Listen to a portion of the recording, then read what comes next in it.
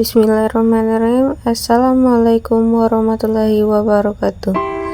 Perkenalkan, nama saya Diti Handayani, NIM 2323290030, kelas 2B, Prodi Tadris Bahasa Indonesia, mata kuliah Fonologi, dosen pengampu Dina Putri Juni Astuti MPD. Baik, di sini saya akan menjelaskan unsur segmental dan unsur suprasegmental.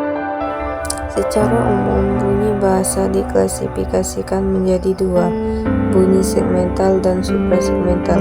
Bunyi segmental adalah bunyi yang dapat dipenggal atau dapat dibagi-bagi. Bunyi suprasegmental adalah bunyi yang tidak dapat dipenggal atas segmennya atau tidak dapat dibagi. Bunyi segmental. Klasifikasi bunyi segmental berdasarkan ada tidaknya gangguan mekanisme udara, arah udara, pita suara, lubang lewatan udara, mekanisme artikulasi, cara gangguan, maju mundurnya lidah, tinggi rendahnya lidah, bentuk bibir. Lihat ada tidaknya gangguan, bunyi dikelompokkan menjadi dua, bunyi vokal, bunyi konsonan. Bunyi bahasa bisa dihasilkan dari tiga mekanisme udara. Mekanisme udara pulmonis, mekanisme udara laringal atau pharyngal, mekanisme udara oral. Dilihat dari arah udara, ketika bunyi dihasilkan, bunyi dikelompok menjadi dua, bunyi agresif, bunyi agresif. Berdasarkan mekanisme artikulasi, bunyi dikelompok menjadi 8, bunyi bilabial, bunyi labiodental, bunyi alveodental, bunyi alveolar, bunyi laminopalatal, bunyi darsopelar, bunyi dorsoolpolar, bunyi laringal, bunyi glotal. Dilihat dari bergetar tidaknya pita suara, bunyi dikelompokkan menjadi bunyi mati atau bunyi tak bersuara, bunyi hidup atau bunyi bersuara. Dilihat dari lewatan udara, bunyi dikelompokkan menjadi bunyi oral, bunyi nasal, bunyi senggau. Berdasarkan cara gangguan, bunyi dikelompokkan menjadi 1, bunyi stop lamban, bunyi kontinum alir, bunyi aprikatif paduan, bunyi frikatif geser, bunyi trial getar, bunyi lateral samping, bunyi nasal hidung. Berdasarkan tinggi rendahnya suara, bunyi dikelompokkan menjadi suara keras, suara cukup keras, suara tengah, suaranya cukup rendah, kebisingan rendah. Berdasarkan maju mundurnya lidah, bunyi dikelompokkan menjadi 3, suara depan, suara sentral, suara kembali. Berdasarkan bentuk bibir, ketika bunyi diucapkan, bunyi dikelompokkan menjadi suara bulat, suara tidak bulat.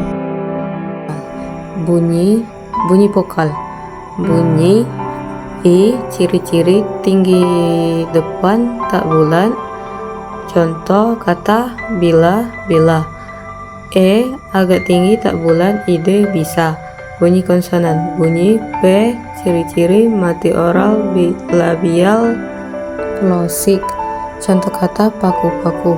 B, hidup, oral, bilabial, klosik, baru-baru. Yang termasuk ciri bunyi vokal dalam bahasa Indonesia: maju mundurnya lidah, tinggi rendahnya lidah, bentuk bibir. Yang termasuk ciri bunyi konsonan dalam bahasa Indonesia berdasarkan ada tidaknya gangguan mekanisme udara, arah udara, pita suara, lubang lewatan udara, mekanisme artikulasi, cara gangguan. Bunyi suprasegmental. Jadi unsur suprasegmental ini bekerja atau berlangsung sewaktu bunyi segmental diproduksikan. Unsur suprasegmental yang disebut juga ciri prosodi dapat diklasifikasikan sebagai berikut. 1. Tekanan. Tekanan atau stres menyangkut masalah keras lemahnya bunyi. Suatu bunyi segmental yang diucapkan dengan arus udara yang kuat sehingga menyebabkan amplitudonya melebar, pasti dibarengi dengan tekanan keras. Sebaliknya, sebuah bunyi segmental yang diucapkan dengan arus udara yang tidak kuat sehingga amplitudonya menyempit, dibarengi dengan tekanan lunak. Tekanan ini mungkin terjadi secara sporadis, mungkin juga telah berpola, mungkin juga bersifat distingitif, artinya dapat membedakan makna, tapi mungkin juga tidak distingitif. Dalam bahasa Indonesia, tekanan tidak berperan pada tingkat fonemis. melainkan berperan pada tingkat sintaksis karena dapat membedakan makna kalimat. Sebagai contoh, kalau kalimat dia menangkap ayam itu, kalau tekanan diberikan kepada kata dia, maka berarti yang menangkap ayam itu adalah dia dan bukan orang lain. Kalau tekanan diberikan pada kata menangkap, maka berarti yang dilakukan adalah menangkap, bukan menyembelih atau perbuatan lain. Kalau tekanan diberikan pada kata ayam, maka berarti yang ditangkap adalah ayam, bukan kambing atau binatang lain.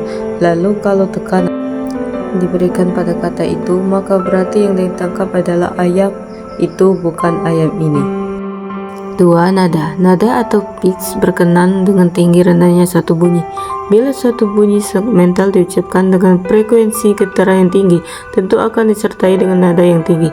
Sebaliknya, kalau diucapkan dengan frekuensi getaran yang rendah, tentu akan disertai juga dengan nada rendah. Dalam bahasa tonal seperti bahasa Thai dan bahasa Vietnam, nada bersifat fonemis. Artinya dapat membedakan makna kata dalam bahasa tonal. Biasanya dikenal adanya 5 macam nada, yaitu A. Nada naik atau meninggi yang biasanya beri tanda garis ke atas. B. Nada datar yang biasanya beri tanda garis lurus mendatar. C. Nada turun atau merendah yang biasanya beri tanda garis menurun. D. Nada turun naik, yakni nada yang merendah lalu meninggi biasanya beri tanda garis sebagai Y. E. Nada naik turun, yaitu nada yang meninggi lalu merendah biasanya beri tanda garis. Sama halnya dengan tekanan dalam bahasa Indonesia, nada juga tidak bekerja pada tingkat fonemis, melainkan bekerja pada tingkat sintaksis karena dapat membedakan makna kalimat, variasi nada yang menyertai unsur segmental dalam kalimat tersebut. Intonasi yang biasanya dibedakan menjadi 4. Nada rendah ditandai dengan angka 1, nada sedang ditandai dengan angka 2, nada tinggi ditandai dengan angka 3, nada sangat tinggi ditandai dengan angka 4. Selain itu, intonasi tertentu yang diberikan pada akhir klausa dapat menentukan modus. 3. Jeda atau persendian. Jeda atau persendian adalah berkenaan dengan hentinya bunyi dalam arus ujaran disebut jeda karena adanya hentian itu, dan disebut persediaan karena tanpa perhentian itulah terjadi persambungan antara dua segmen ujaran. Jeda ini dapat bersifat penuh atau bersifat sementara. Biasanya membedakan adanya sendi dalam internal joint strill dan sendi luar open joint strill. Sendi dalam menunjukkan batas antara silabel dengan silabel yang lain. Sendi dalam ini yang menjadi batas silabel yang ditandai dengan tanda plus. Contoh: am tambah bel, lak tambah sa tambah na, ke tambah le tambah la tambah war. Sendi luar menunjukkan batas yang lebih besar dari silabel. Dalam hal ini biasanya membedakan adanya a. Jeda antar kata dan frase ditandai dengan garis miring tunggal 1. Jeda antar frase dengan klausa ditandai dengan garis miring ganda 1. C. Jeda antar kalimat dalam wacana atau paragraf ditandai dengan garis silang ganda. Tekanan dan jeda dalam bahasa Indonesia sangat penting karena tekanan jeda tidak dapat mengubah makna kalimat. Buku sejarah baru, buku sejarah baru. Kalimat pertama bermakna buku mengenal sejarah baru, sedangkan kalimat kedua bermakna buku baru mengenal sejarah. 4. Durasi. Durasi berkaitan dengan masalah panjang pendeknya atau lama singkatnya suatu bunyi diucapkan. Tanda untuk bunyi panjang adalah titik 2 di sebelah kanan bunyi yang diucapkan, atau tanda garis kecil di atas bunyi segmental yang diucapkan. Dalam bahasa Indonesia, durasi ini tidak bersifat fonemanis, tidak dapat membedakan makna kata. Tetapi dalam beberapa bahasa lain, seperti bahasa Arab, unsur durasi bersifat fonemanis. Untuk mengetahui lebih jauh mengenai intonasi dalam bahasa Indonesia, silakan lihat Halim 1974. Thank you. Wassalamualaikum warahmatullahi wabarakatuh.